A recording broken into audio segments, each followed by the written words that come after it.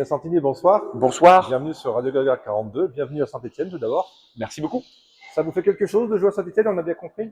Oui, ça m'a fait quelque chose parce que c'est là que j'ai remporté le prix coup de cœur du tremplin Jeune Talent il y a 10 ans. La boucle est bouclée, je suis revenu. On a fait et on a eu la chance d'être complet.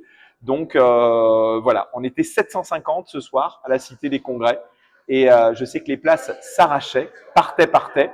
Et voilà, la deuxième date n'avait qu'à être programmée en amont. Quand on vous regarde, on se demande tout simplement où est-ce que vous prenez toute cette énergie?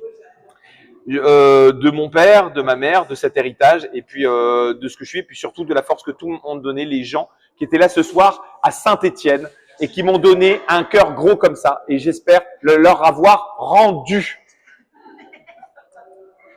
L'inspiration, elle vient d'où? L'inspiration sont des textes que… C'est un peu votre vécu, on a l'impression, non? L'inspiration sont vraiment des auteurs que l'on… Moi, je me suis pas inspiré d'Américains. Moi, c'était plutôt la Scandinavie. Ce sont des auteurs que je copie. Et parce que le finnois, voilà, grotte, c'est quand même très compliqué à faire.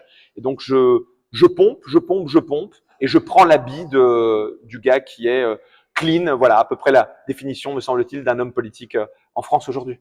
J'ai regardé un peu sur votre Facebook, on voit que vous êtes complet partout. Comment ça se passe? Comment vous vendez finalement? Parce qu'il y a l'énergie, mais il y a aussi le fait de se faire connaître et de plaire au public. Exactement. Ça s'appelle le marketing. Il y a ce qu'on appelle des gens qui travaillent, qui sont vraiment très forts pour manipuler sur les algorithmes des gens qui… Non, mais sauf que je suis très premier degré. C'est-à-dire que c'est vraiment ça. Les réseaux sociaux, c'est de la manipulation et on arrive à faire. Mais si on n'avait pas ces gens qui ont cette force de frappe-là, moi, je vous le dis honnêtement, ce soir, on aurait été moitié moins. Votre spectacle entre les débuts et aujourd'hui, est-ce qu'il a beaucoup changé? Pas d'un iota, parce que déjà, je voulais pas le changer, parce que ça aurait impliqué que je travaille. Et j'estimais que comme il était dans son jus, et vraiment, sans rigoler, j'aurais estimé que si je le bossais, ça allait pas être naturel.